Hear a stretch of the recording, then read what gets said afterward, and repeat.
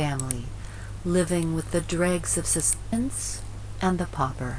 Tom The story in a brand in a pauper. Canty Tom was Canty the youngest son of a very was a poor very family, poor family, living with the dregs of society in living London. inside and London a turf. Although he always aspired to a better life, He always aspired to better life, encouraged by the local priest, approved by the choral press crew, who had taught him to read was timing to read and write. and write. One day, One day, Tom was wandering around near Buckingham Palace when from the outside he sees the prince walking in the gardens. Tom, filled with curiosity, approached the palace gates, trying to sneak into the prince's affairs, but he was immediately caught by the royal guards, who prepared to give Tom a beating for daring to approach the prince.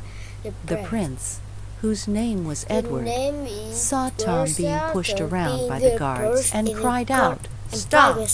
Then he kindly invited Tom into his palace chambers. Tom was impressed by the luxury that existed in the palace. Once they arrived at the prince's chambers, the two boys got to know one another, and they were both fascinated by each other's life. Both Edward and Tom had very similar faces, and they were so curious as to how the other one lived that they decided to switch clothes and temporarily change lives. Edward left in a hurry so he would not get caught and headed straight to Tom's house, the one that soon would become his. Edward, posing as Tom, soon found himself trying to escape from the beatings from Tom's drunken father, just as Tom, who was posing as the prince, tried to cope with court customs and manners. People on the palace staff thought that the prince had contracted a sickness which caused him memory loss and feared he would go mad. But when asked for judgments, Tom, because he was a bright boy, gave sound and fair observations, which reassured people about his sanity. In the meanwhile, Edward walked around the streets of London by himself.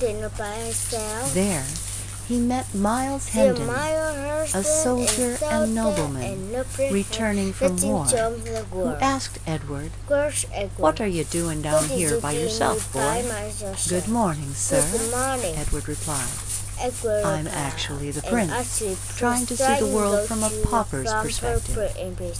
Miles laughed and laughed, obviously thinking it was a joke. "I needed that laugh, boy," Miles said. "Thank you."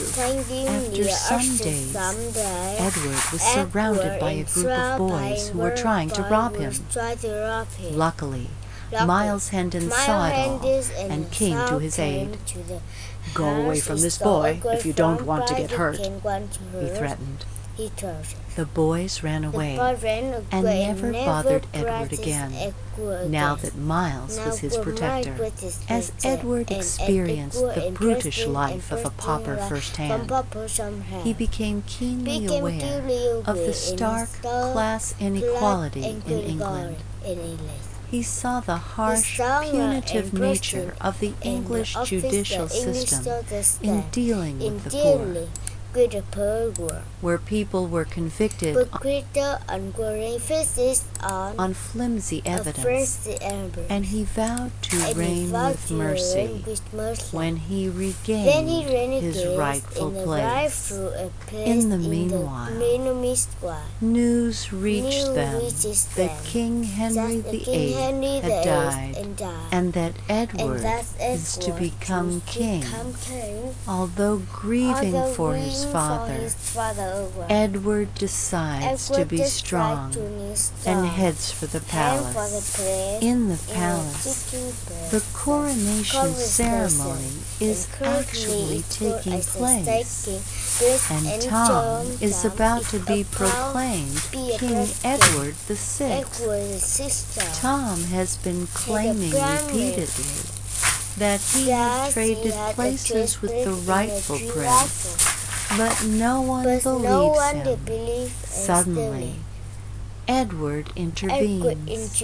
I am Prince Edward, and the rightful heir to the throne. Tom is eager to give up all claims to the throne. However, the nobles refuse to believe that this beggarly child standing in front of them is indeed Prince Edward.